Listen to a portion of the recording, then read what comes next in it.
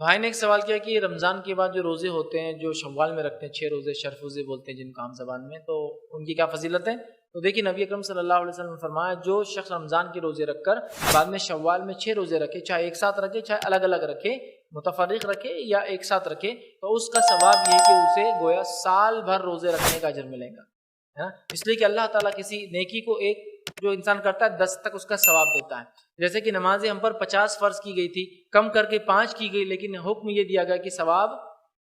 50 کا ملے گا، ٹھیک ہے۔ تو اسی طرح روزے ہم رکھتے ہیں 29 یا 30، مہینے کے روزے 30 ہوئے،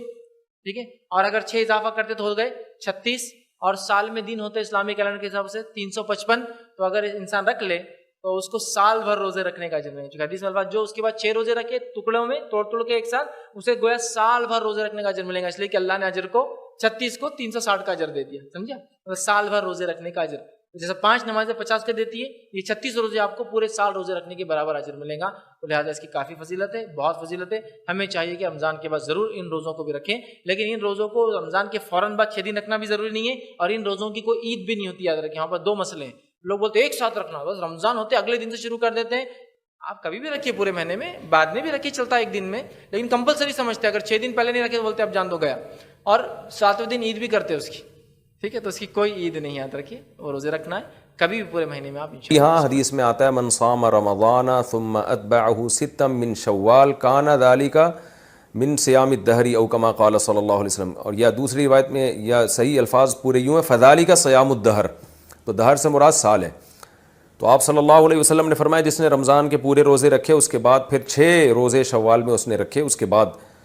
تو فذلک صیام الدہر، یہ پورے سال کے روزوں کے برابر ہے، تو اس کی بڑی فضیلت ہے، رکھنا چاہیے۔ شوال کے روزے الگ الگ رکھ سکتے ہیں کیا؟ شوال کے روزے اکٹھے رکھنا ضروری ہے یا الگ الگ بھی رکھ سکتے ہیں؟ عمر فاروق کراچی سے الگ الگ بھی رکھ سکتے ہیں، عمر فاروق صاحب اکٹھے ضروری نہیں ہیں۔ شوال کا روزہ دعوت کی وجہ سے توڑنا، میں نے شوال کا روزہ رکھا ہوا تھا، مجھے ایک دعوت پر بعض ساتھیوں نے کہا کہ نفلی روزہ توڑنا جائز ہے، میں نے توڑ دیا، کیا میرا یہ عمل صحیح تھا اور کیا مجھ پر قضا واجب ہے یا نہیں؟ محمد انور کراچی سے۔ بلا وجہ نفلی روزہ توڑنا بھی جائز نہیں ہے، لیکن اگر معقول وجہ ہو، جیسے دوستوں نے دعوت کی، اب آپ کا یہ ہے کہ اگر دعوت قبول نہیں کی وہ ناراض ہو جائیں گے، تو ایسی صورت میں آپ روزہ توڑ سکتے ہیں، لیکن بعد میں اس کی قضا کرنی پڑے گی، کیونکہ قرآن کہتا ہے یا ایھا الذین آمنوا لا تبطلوا اعمالکم، اپنے اعمال کو ضائع مت کرو۔ تو اب ایک دفعہ رکھ لیا تو اب اس کو ٹھیک ہے، کسی وجہ سے توڑ دیا تو اب بعد میں دوبارہ رکھیں اس کو۔